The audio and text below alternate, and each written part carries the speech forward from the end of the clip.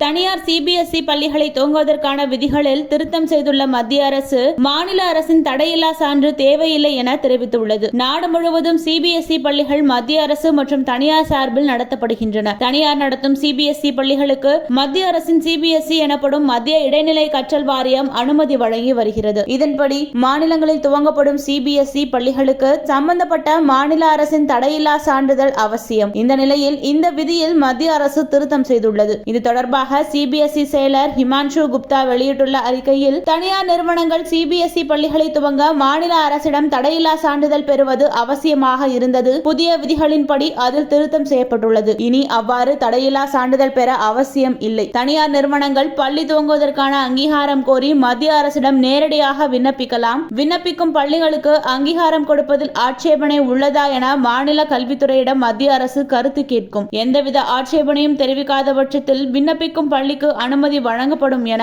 அவர் கூறினார்.